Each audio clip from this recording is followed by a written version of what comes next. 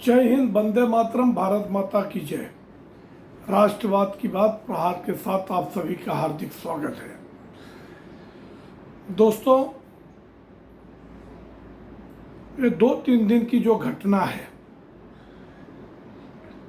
बहुत बड़ा डेवलपमेंट हुआ कि जो देश के सीजेआई चंद्रचूड़ जी हैं, वाईएस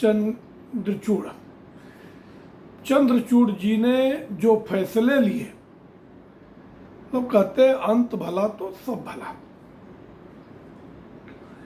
जिस समय चंद्रचूड़ जी का अपॉइंटमेंट हुआ था सीजेआई में, पूरे देश के सेकुलर गिरोह जितने भी वामपंथी हैं, liberal Kawal, left liberal Kawal, इतना ढोल नगाड़े से स्वागत किया था कि ये तो मोदी विरोधी, आरएसएस विरोधी व्यक्ति देश का सीजेआई हुआ है।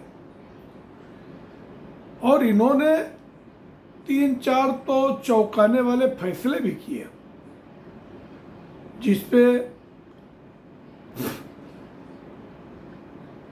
केंद्र सरकार को बैकफुट पे आना पड़ा। मगर अभी का जो उन्होंने फैसला दिया, एक ऐतिहासिक फैसला दिया कि आसाम में जो घुसपैठिए, उन्होंने कहा कि 1965 से 1971 के बीच में जो घुसपैठिए आए बांग्लादेश से, क्योंकि उस समय बांग्लादेश में उसकी पाकिस्तान से जो युद्ध था, उसमें बहुत सारे शरणार्थी भारत में आए। और इन्होंने कहा कि अब 1971 के पहले जितने भी शरणार्थी भारत में आए हैं, उनको भले नागरिकता मिल सकती है।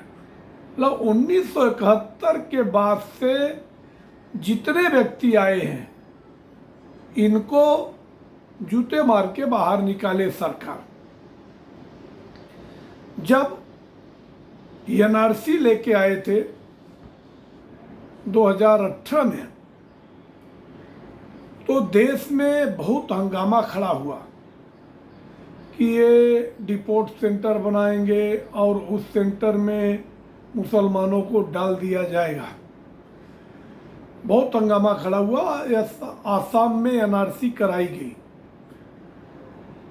अगर उन हंगामे के बीच बाद में सरकार ने एनआरसी वाली स्कीम को रोक दिया। मगर पिछले चुनाव में 2021 के पश्चिम बंगाल के, उसमें अमित शाह जी ने कहा कि मैं एनआरसी लाकर रहूंगा, कोई भी सूरत में देश में एनआरसी लागू होगा। एनआरसी नेशनल रजिस्टर सर्टिफिकेट, कि जो भारत के नागरिक हैं वही देश में रह सकते हैं, बाकी जितने घुसपैठिए हैं इनको निकालना पड़ेगा। अब 1971 से अब तक देश में 2 करोड़ से अधिक रोहिंग्या और बांग्लादेशी नागरिक आ गए हैं। अब आप बताइए, कोई देश 2 करोड़ शरणार्थियों को बाहर कर सकता है? ये तो एक मौका था देश के पास कि जब 1971 में बांग्लादेश की स्थापना हुई और शेख मुजीबुर रहमान वहाँ के राष्ट्रपति हुए, और अपने देश की दुर्गा और आयरन लेडी कही जाने वाली इंदिरा गांधी, अगर इंदिरा गांधी उस समय ये पेशकश करती कि अब अगर अमन चैन शांति कायम हो गया है बांग्लादेश में, तो ये जितने भी बांग्लादेशी नागरिक हैं इनको वापस चले जाना चाहिए।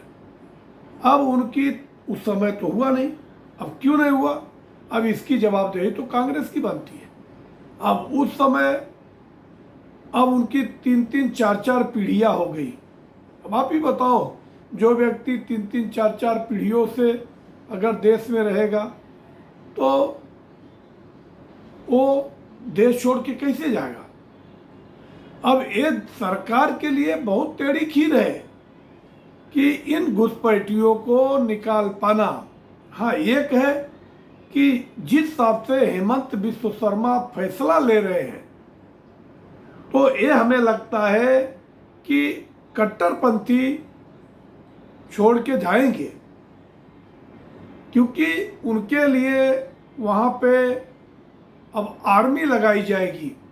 अगर जो नहीं जाएगा तो उसके साथ सख्ती से निपटा जाएगा और देश में एक डिपोर्ट सेंटर बनेगा और उसी में इनको डाला जाएगा।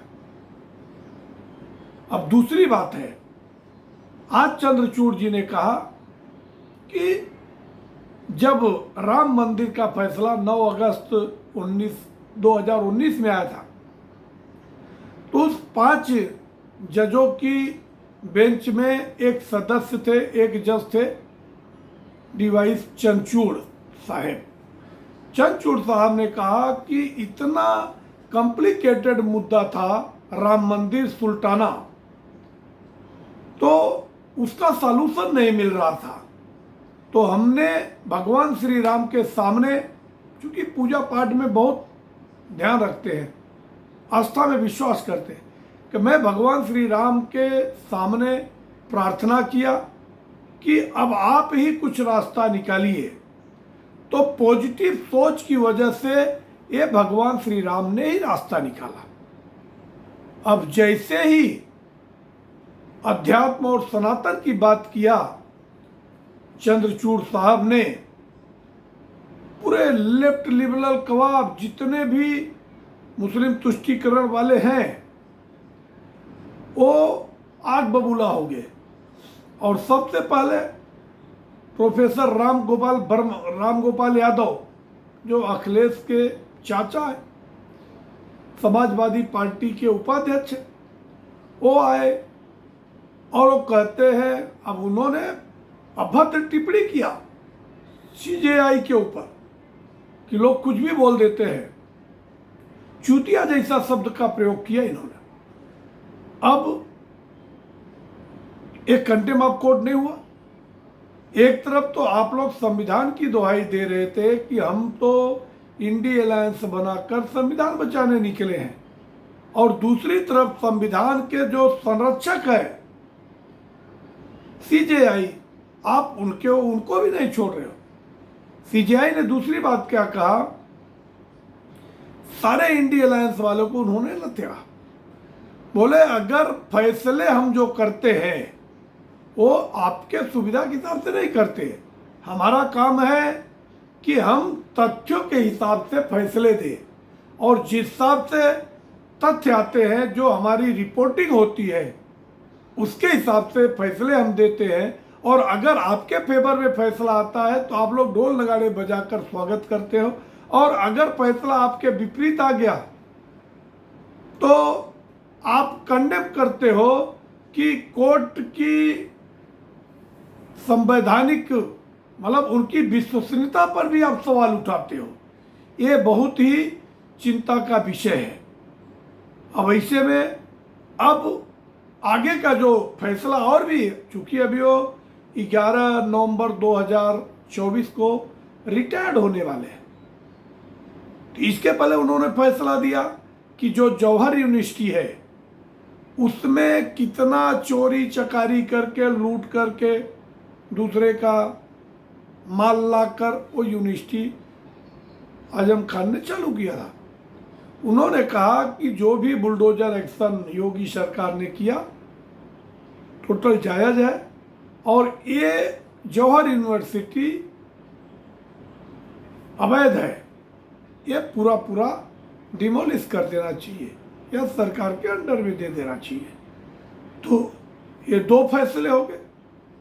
अब जैसे जैसे बड़े फैसले वो दे रहे हैं, अब इंडिया अलायंस वालों को लगता था कि ये तो हमारा आदमी है, कैसे बदल गया। मगर उनको भी एक चीज लगती है कि जाने से पहले हम ऐसे फैसले दें जो कि देश हित में है। अब एक फैसला और भी है, आज ही था सुनवाई कि देश जो संविधान में इमरजेंसी के दरमियान इंदिरा गांधी ने समाजवादी और सेकुलरिज्म शब्द को जोड़ा, मतलब मूल भावना के साथ जो खिलवाड़ किया, इसको वापस संशोधन करके निकालने का एक PIL डाला हुआ है। और आज सुनवाई थी, मगर आज सुनवाई हुई नहीं। तो अब इस पे भी फैसला हमें लगता है कि जाने से पहले CJI साहब अगर ये फैसला देते हैं तो ये 100 करोड़ हिंदुओं के हित में सबसे बड़ा संवैधानिक फैसला होगा। अब आगे हमारी नज़र है, जैसे भी नए अपडेट आएंगे हम आप लोगों के समक्ष लेकर उपस्थित होंगे।